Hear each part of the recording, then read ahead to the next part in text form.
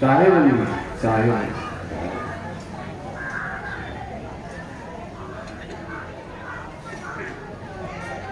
हमारे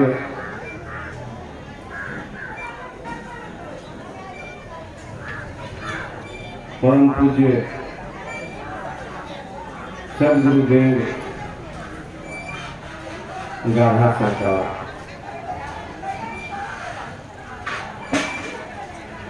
कबीर तिथि गाढ़ा मंच में उपस्थित हमारे संत महात्मागण, हमारे प्रेम रूप माताएं बहनों साधु भाई,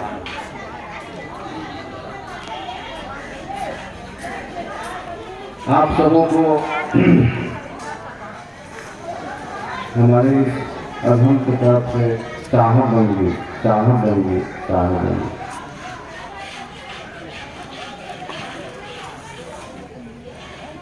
कबीर नमामि पतितं पुनीतं युगे युगे स्वामी हरतं दुःखं दातारमुक्तं पुरुषोत्तम पुराणं चरणारविन्दं सतितं ज्ञानगम्यं अधिष्ठानं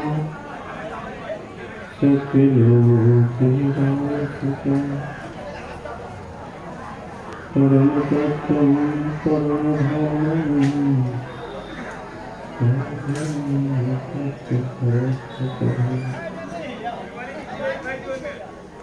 ध्यानमूलं गुरुमूर्ति पूजामूलं गुरुपदं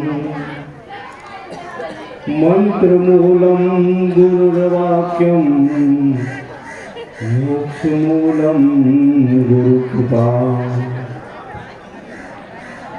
अनेक जन्म संप्राप्तं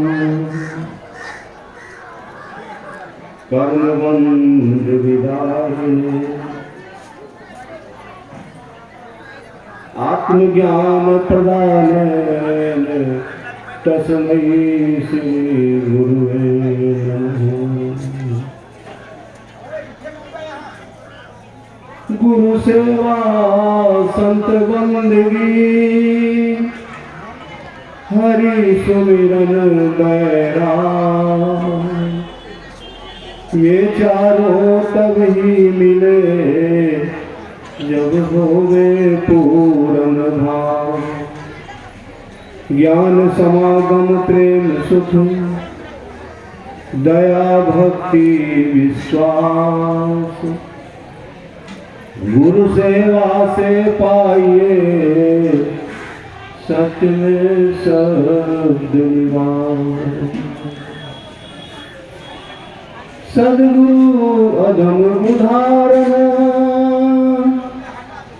कृपा सिंधु गुरु बिनु नहीं कोई तर सके क्या जप अल्लाह राम। साहेबनगी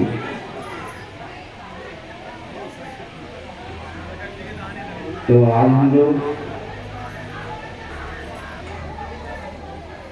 सदगुरु कबीर साहब के ज्ञान यज्ञ में पहुंचे हुए हैं। यज्ञ बहुत प्रकार के होते हैं, किंतु ज्ञान का यज्ञ जो होता है तो सबसे बड़ा होता है। जीवन को उद्धार करने वाला होता है, जीवन का कल्याण करने वाला होता है। और हम लोग भक्ति के रूप में यहाँ पहुंचे हुए हैं। हमारे नवादास जी साहब लिखते हैं, भक्त भक्ति भगवंत गुरु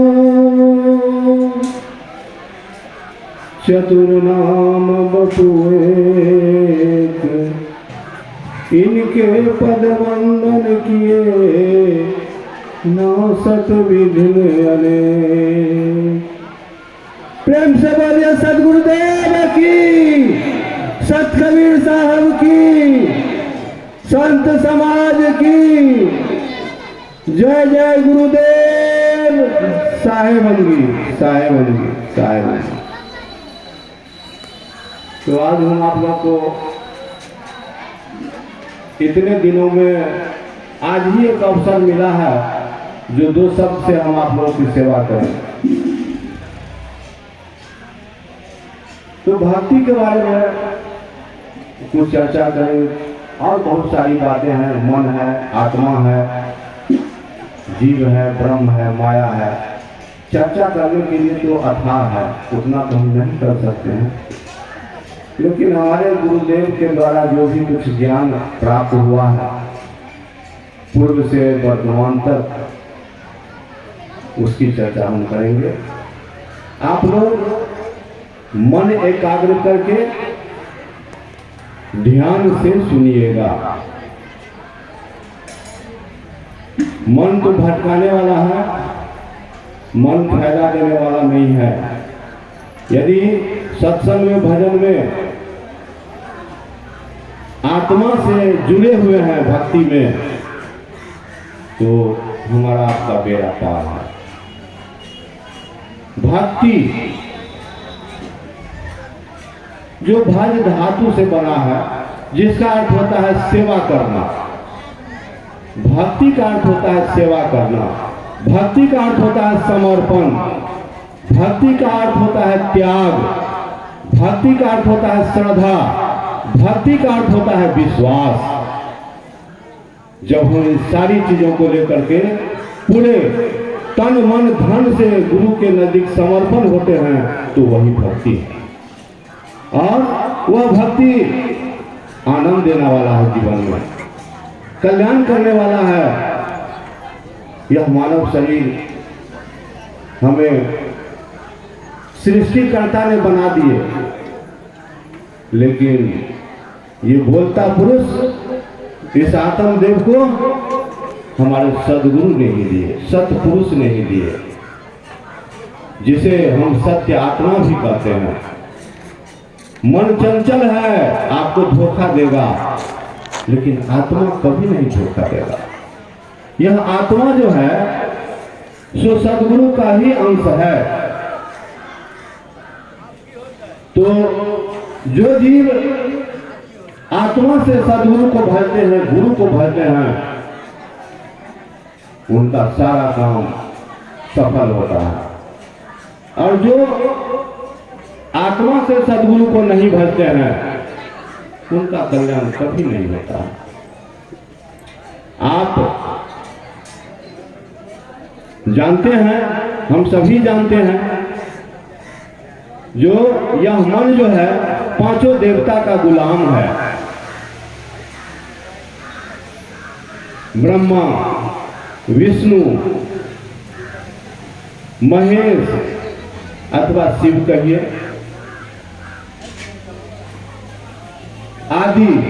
आदि शक्ति, आद्या और निरंजन, ये पांचों जो है सो भक्ति के मार्ग में रोड़ा है, बाधा है। आप कितना भी पांचों देव को पूज लीजिए, लेकिन सफलता मिलने वाला नहीं है। हमारे सदगुरु कबीर साहब की एक श्लोक है, वो थोड़ा पूजा हम लोग करते हैं, गुरु के पूजा में मन नहीं लगता है। क्यों नहीं मन लगता है? हमारा जो पूर्व जन्म का प्रारब्ध है, जो हमने बीज बो के आए हैं, वही आज काट रहे हैं। तो प्रारब्ध के आधार पर भी हम सुख भोग रहे हैं, दुख भोग रहे हैं। अभी हम लोग पंडाल के नजदीक पहुंचे हुए हैं, प्रारब्ध के कारण ही पहुंचे हुए हैं। प्रारब्ध है प्रबल अति, कहते हूँ सुनता, जहां जीव का भोग है वहां खींच ले जा। आपको सत्संग में मिलाना था, गुरु की पूजा के नजदीक आना था, समर्पण होना था, इसीलिए आप यहाँ पहुंच गए। और यहाँ पहुंचने के बाद भी यदि आपका मन सत्संग स्थल से भाग जाए तो आप समझिए मेरा दुर्भाग्य है। हमारे कबीर साहब कहते हैं, जो श्रोता तो घर में नहीं, वक्ता वक्के जो बाद, और श्रोता वक्ता एक हुआ, कथा सुनाओ आज।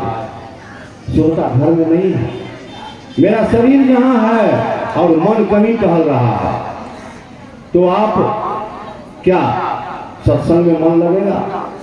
यदि मन भंग हो जाए, चित्त भंग हो जाए, ज्ञान भंग हो जाए, अकिल भंग हो जाए, तो मेरा सत्संग भंग हो गया। तो इतनी दूरी से हम लोग जो चल करके आए, बताइए क्या फायदा हुआ? कोई फायदा नहीं। जबकि हम आए चल करके जो गुरु का दर्शन करेंगे, साधुओं का दर्शन करेंगे, उनकी अमृतमय वाणी को सुनेंगे और इस विचारधारा पर हम लोग अपने जीवन को उतारेंगे। लेकिन ये रास्ते में ही भूल गए। तो कबीर साहब की एक शब्द है, पूजा हम करते हैं। किनकी पूजा करते हैं? गुरु पद सेवे बिरला कोई, जा प्रतिभा साहेब की होई। गुरु के पद की सेवा कोई कोई लोग करते हैं। जो गुरु का लाल होगा वही सेवा करेंगे। जिनको गुरु के प्रति श्रद्धा होगा, स्नेह होगा, प्रेम होगा, भक्ति होगा, पूर्व जन्म का कमाया जो बीज होगा, तभी हम उनके चरणों में समर्पित हो सकते हैं, तभी हमारा मन उनके यहाँ लग सकता है। तो कबीर साहब की एक श्लोक है, जरा आप लोग ध्यान से सुनिए।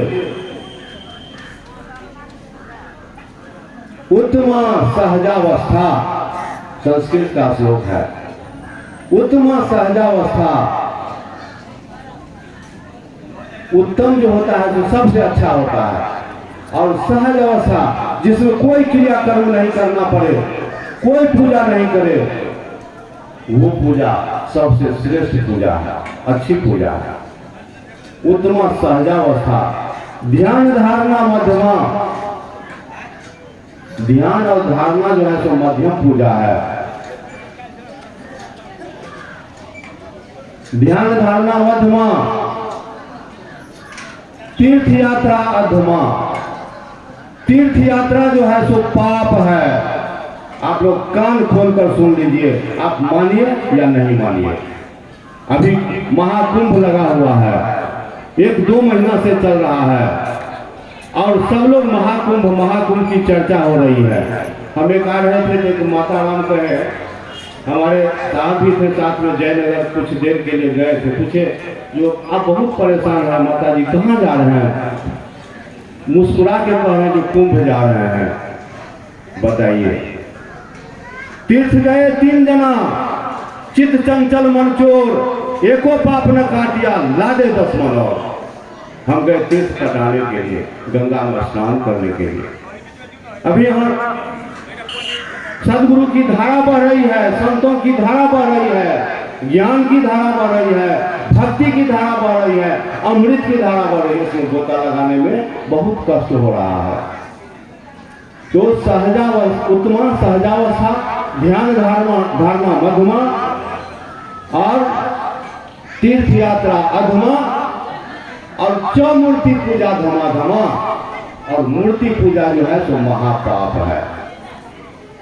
आप बताइए, आप घर में माता पिता की सेवा करते हैं, पति की सेवा करते हैं, गुरुदेव के नजदीक आकर के सेवा करते हैं, संतों की सेवा करते हैं, तो ये फल देने वाला होता है।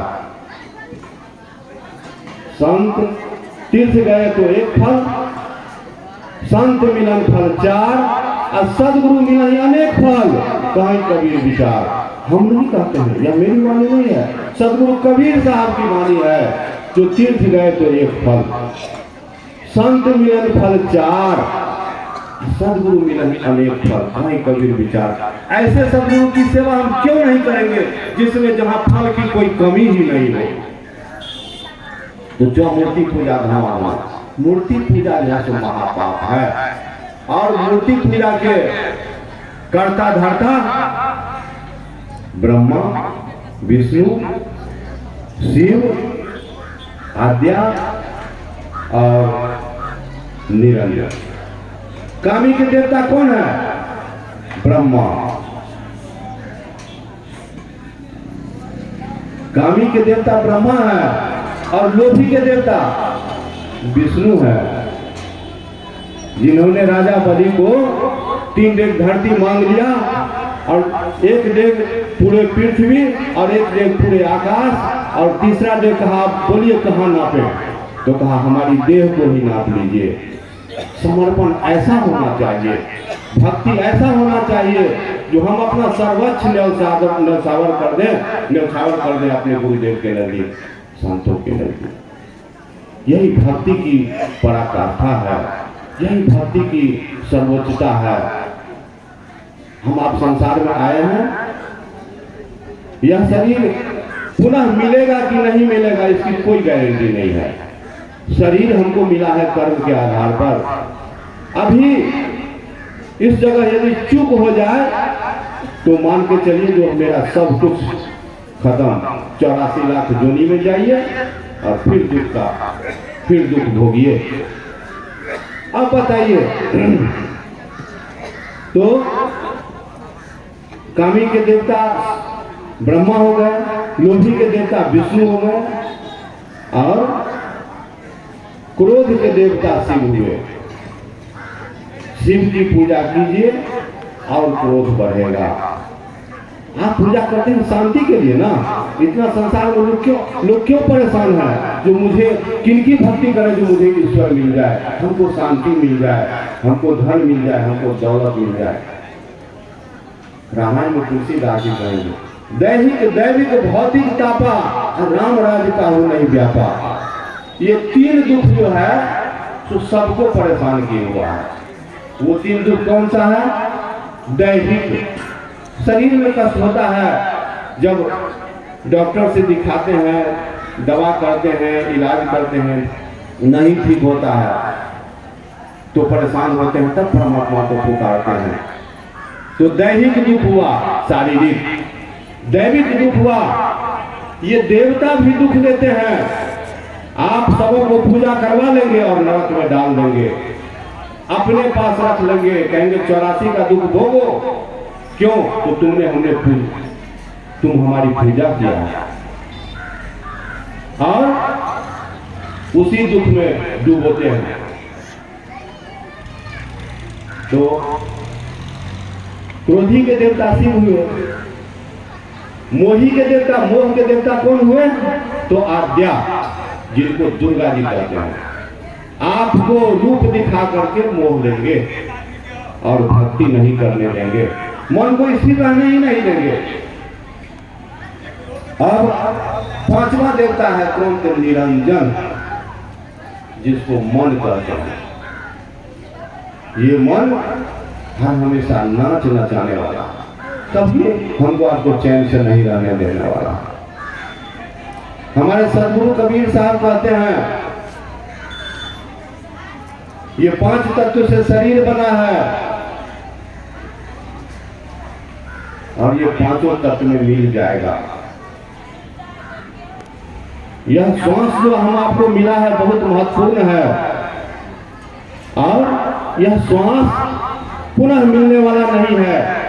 कर्म अच्छा रहेगा तो मिल भी सकता है और कर्म अच्छा नहीं रहेगा तो नहीं मिलेगा। तो हम किसकी भक्ति करें? क्या 5 देवता की भक्ति करेंगे? उनसे मुक्ति मिल जाएगी? कभी नहीं। हमारे कबीर साहब कहे जो 3 गुणों की भक्ति में भूल पड़ी वो संसार, कहीं कबीर निज नाम बिनु डूब मुआ संसार। हमारे गुरुदेव पहले माला देते हैं, कुछ ज्ञान उपदेश देते हैं और जो भक्त उस ज्ञान में उनका मन लग जाता है तो चौका पान की व्यवस्था होती है, चौकस करते हैं। लेकिन चौका पान लेने के बाद भी लोग नहीं संभाल पाते हैं। क्यों नहीं संभाल पाते हैं? तो उसका कर्म जो है तो घसीटता है। प्रारब्ध, संचित और क्रियमान, ये 3 कर्म है। फिर थोड़ा सा और आगे बढ़ जाए तो कर्म, अकर्म और विकर्म। अब कहिए बंधन क्या है, भक्ति क्या है, मुक्ति क्या है?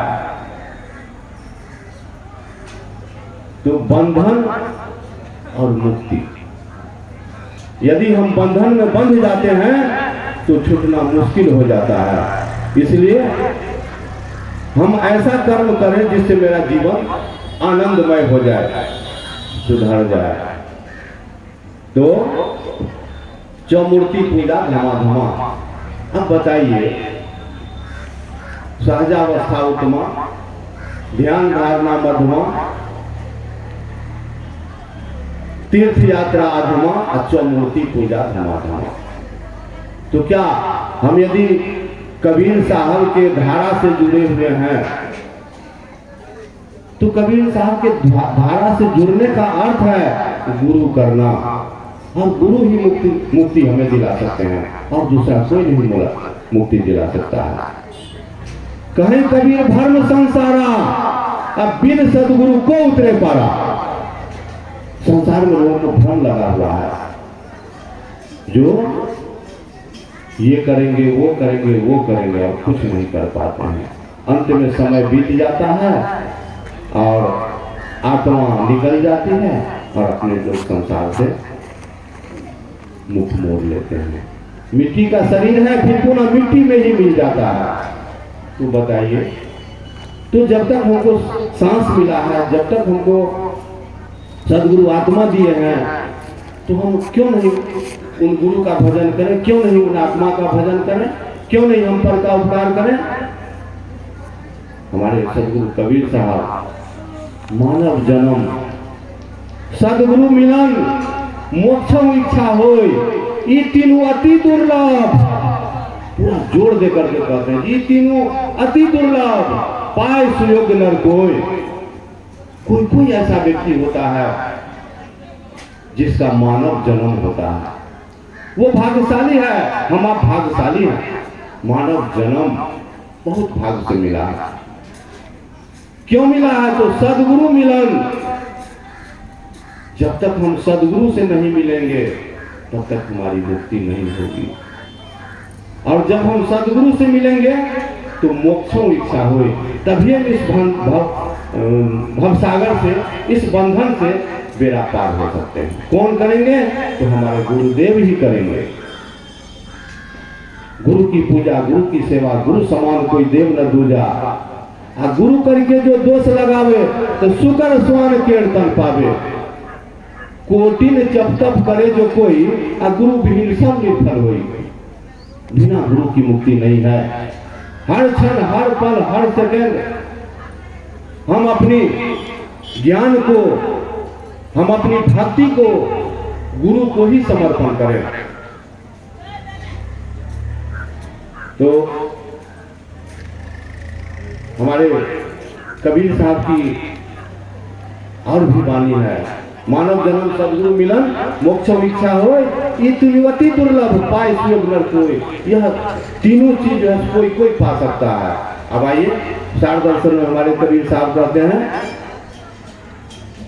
गुरु भक्ति करी देत है, गुरु भक्ति करी देत है, सकल पाप की नाश।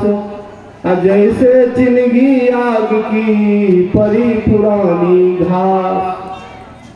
गुरु भक्ति करी देता है सकल पाप की नाश। 30 दिन में घर में झाड़ू बुहारू देते हैं, जितने खरपतवार है ढेर कर देते हैं, थोड़ी सी चिंगारी एक सलाई का तीली बांधते हैं, सटा देते हैं, और वो ढेर जला करके सुनते सुनते पूरी रात कर देता है। वही गुरु भक्ति है।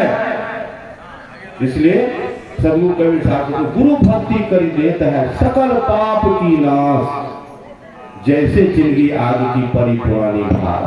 तो हम ऐसे गुरु को क्यों त्याग करें, क्यों छोड़ें? यह मन तो चंचल है, लेकिन शांति कहाँ होती है? तो सत्संग में। शांति कहाँ होती है? तो संतों के बीच में। शांति कहाँ होती है? तो गुरु के बीच में। इसके अलावा तीसरा कहीं ऐसा जगह नहीं है जो मुझे शांति मिले। शारीरिक ताप तो है ही, जो तप रहे हैं। दैविक ताप देवताओं की ताप है, जो पांचों देवता तपा रहे हैं। पूजा करते हैं कुछ और कर लेते हैं कुछ। और भौतिक ताप जो है, भौतिक यानी सांसारिक सुख। सांसारिक सुख हुआ कोई पद पाना, सांसारिक सुख हुआ जमीन खरीदना, घर बनाना, घोड़ा गाड़ी खरीदना, ये सब भौतिक सुख है। ठीक है, भौतिक सुख भी अच्छा है। जो इतना भौतिक सुख में हम नहीं ले जाए, अपने आप को डुबा दें। ये तीनों सुख को छोड़ने के लिए हमारे गुरुदेव कहते हैं, जो इसको त्याग करके कम से कम हमारे शरण में आइए, हम आपको मुक्त कर देंगे। यहां तो झूठे जज, झूठे वकील, झूठे गवाह मिल जाएंगे, लेकिन परमात्मा के घर में अपने किए हुए कर्मों का ही फल भुगतना होगा। उसमें कोई नहीं साझी होगा। आप देखिए हमारे सदगुरु कबीर साहब क्या कहते हैं पतिव्रता के बारे में। आप लोग माफ कीजिएगा, पतिव्रता पति को भजे, जाको पति है एक, मन मैली व्यभिचारिणी ताको कसम अनेक। अभी बहुत सारे संत लोग कह चुके हैं इस बात को, और कबीर साहब फिर कहते हैं इसी बात में, जो पतिव्रता क्या, पति का सेवा करना, घर में सास ससुर है तो उनकी सेवा करना, बच्चे हैं तो उनकी सेवा करना, इसके बाद अगल बगल में टोल पड़ोस है, कोई दुखिया आ गए तो उन्हें भी सेवा करना। यही धर्म है, यही हमारा कर्तव्य है।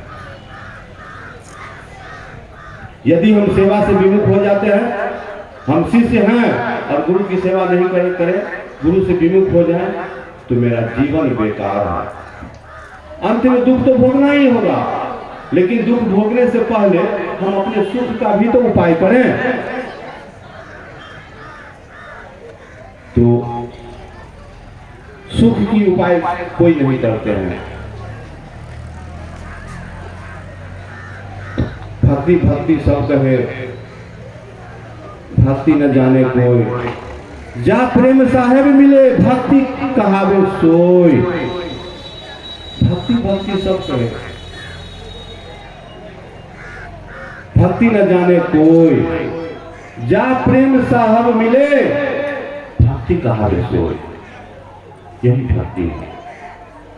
तो सेवा और समर्पण, भक्ति सेवा मांगता है, भक्ति समर्पण मांगता है। हम पहले इस बात को कह चुके हैं, फिर भी दोहरा रहे हैं हम। तो अब भक्ति की बात रही, तो हमारे कबीर साहब का जो तीन देव को सब कोई धावे, चौथा देव का मरम न जाने, चौथा छोड़ जो पंचम धावे, तो है कबीर सो हमरे आवे। तीन देव ब्रह्मा विष्णु महेश आ गए, तो ये देवता तो झंझटिया है, झंझट लगाएंगे ब्रह्मा विष्णु महेश। कबीर साहब कहते तीन देव को सब कोई धावे, और चौथा देव का मरम न जाने। चौथा देवता कौन है? जो आत्मदेव। हमारे गुरुदेव आत्मज्ञान ही देते हैं, आत्मचिंतन ही कहते हैं करने के लिए। आत्मचिंतन क्या है? तो सत्य, आत्मा ही सत्य है और संसार में कोई सत्य नहीं है। जो जैसा कर्म करेंगे उन्हें वैसा फल मिलना ही मिलना है। अब थोड़ा सा गीता में आइए। अवश्य में भोक्तव्यम कृता कर्म शुभाशुभम, अवश्य में भोक्तव्यम कृता कर्म शुभाशुभम। मानव जीवन में दो ही कर्म होता है, एक शुभ होता है, दूसरा अशुभ होता है। तो हम जो शुभ अशुभ जीवन में पूर्व में जो किए वो अभी भोग रहे हैं और अभी भी शुभ अशुभ कर रहे हैं, तो वो आगे के लिए भी भोगने के लिए हम तैयार हैं। अभी देखिए खेत में बीज होता है, किसान काट करके ले आते हैं, यदि पक जाता है फसल तो काट के ले आते हैं, लेकिन वह बीज यदि धोखा से गिर भी जाता है तो बीज कभी बेकार नहीं हो जाता है। वो बीज धरती माता सुरक्षित रखती है। इसी तरह से हमारा आपका जो कर्म का बीज है वो आज से नहीं, युग युगांतर से, सतयुग कलयुग त्रेता द्वापर, ये इतने युगों से जो हमारा आपका वो कर्म का बीज आ रहा है, वही बीज आज हम लोग को सुख दे रहा है और दुख दे रहा है। एक छोटी सी मिसाल देते हैं, हमारे साहब थोड़ा माफ करेंगे तो एक माया एक महात्मा जी के पास पहुंची, कही जो बाबा मैं आपसे शादी करना चाहता हूं। तो बाबा कहे जो तुम इतना दिन से कुमारी ही हो? तो कहे जी बाबा कुमारी ही हूं। सुनिए थोड़ा, कहे कुमारी ही हूं। तो कहे जो क्यों इतनी दिन से कुमारी हूं, शादी तुम्हारा क्यों नहीं होता है? तो बाबा मैं जिसको पसंद करती हूँ वो मुझे नहीं पसंद करते हैं, और जो मुझे पसंद करते हैं उसको मैं नहीं पसंद करती हूँ। तो कहे तो कितना दिन से तुम्हारी शादी नहीं हुआ है? तो अनादिकाल से हमारी शादी नहीं हुआ है। अनादिकाल सतयुग कलयुग त्रेता द्वापर ये हुआ अनादिकाल, इतने दिनों से हमारी शादी नहीं हुई है। तो बाबा कहते हैं जो जब इतना दिन से तुम कुमारी ही हो तो तुम तो सबको ठगती हो ना, माया का क्या काम है ठगना, इसलिए जाओ मैं भी तुमसे शादी नहीं करूंगी। तो कहा बाबा तो हम जीवन भर कुमारे ही रहेंगे? तो कहा बिल्कुल कुमारे ही रहना है। कहने का मतलब क्या है? ये कहने का समझाने का तौर तरीका है। तो माया का मतलब क्या है? संसार। संसार का मतलब क्या है? दुख भोगना। संसार में सुख नहीं है, माया में सुख नहीं है। सुख है गुरुदेव के पास में, सुख है आत्मज्ञान के पास, आत्मज्ञान प्राप्त करने में। तो यही माया है।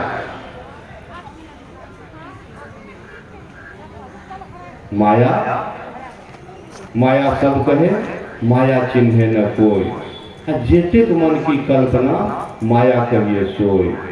हमारे मन में जितना भी कल्पना विचार भाव उत्पन्न हो रहे हैं सभी माया है।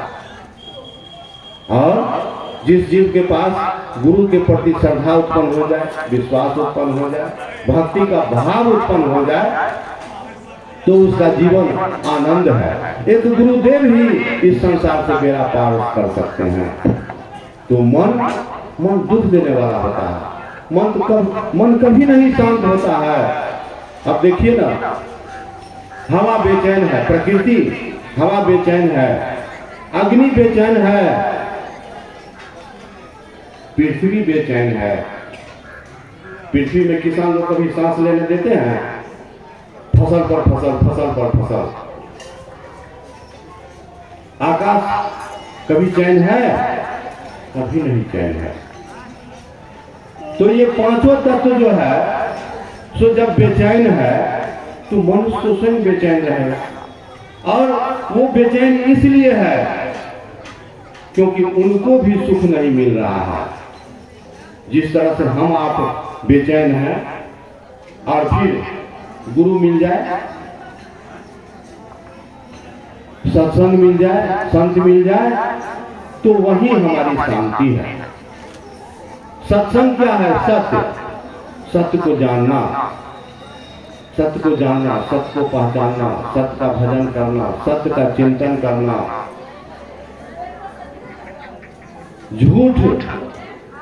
झूठ न सत्य को पावई, यह कर मन विश्वास, और सत्य सत्य को पावई, सत्य में शब्द निवास। तो सत्य लोगों को अच्छा ही नहीं लगता। शब्द क्या है? तो ब्रह्म है। शब्द ही ब्रह्म है और ब्रह्म ही शब्द है। हमारे गुरुदेव नाम पान देते हैं, वो क्या देते हैं? सत्य ही देते हैं। ये 5 नाम है, इसको जपिए, इसको भजन कीजिए, इसका चिंतन कीजिए, इसका मनन कीजिए, इसका सुमिरन कीजिए और भव सागर से बेड़ा पार हो जाइए। यदि हम ऐसा नहीं करते हैं तो समझ लिए हमारे पूर्व जन्म का जो संस्कार है वो गिरा हुआ है, हमारा कर्म घसीट रहा है। तो बड़े बड़े ज्ञानी, ध्यानी, संजमी, साधु, संत, ऋषि, मुनि, महात्मा, जग, किन्नर जितने हैं, यक्ष, गंधर्व, सभी दुखी है। हमारे कबीर साहब कहते हैं, जंगम जोगी सेवरा परे काल के हाथ, कह दरिया सो बाँची है जो सतनाम के साथ। हमारे सदगुरु कबीर साहब सतनाम का झंडा लेकर के संसार में घूमने चले और सत्य का उपदेश करने चले। तो जंगम जोगी सेवरा परे काल के हाथ, ये सारे लोग काल के हाथ में बिक गए और काल हमारे आपके सिर पर खड़ा है। काल हमारे आपके सिर के ऊपर खड़ा है, कब वो चपेट मार देगा उसका कोई ठिकाना नहीं है। आप यदि भक्ति कर रहे हैं तो सदगुरु गुरुदेव आपकी रक्षा करेंगे, मुक्त कर देंगे। नहीं मुक्त करेंगे तो आपके कर्म के अनुसार सजा तो जरूर कम कर देंगे। तो जिनसे हमारा दुख कम हो जाए, हम ऐसा काम क्यों नहीं करेंगे? कहिए, ऐसा काम करने में कोई दिक्कत नहीं है। तो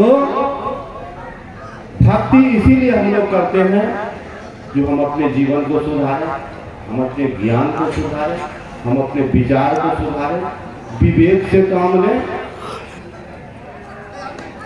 तभी हमारी भक्ति संपन्न हो सकती है। तो अभी समय दीजिएगा। अच्छा, तो एक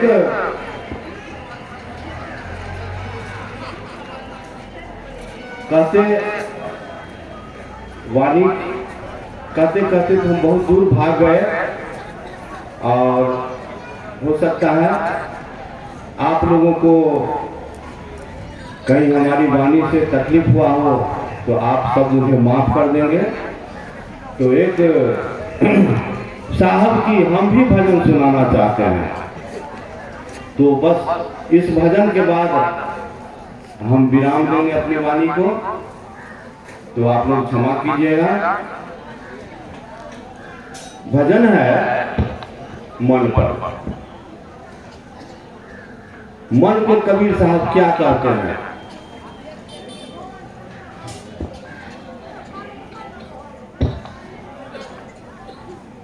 प्रेम के बारे में क्या कहते हैं? प्रीति बहुत संसार में।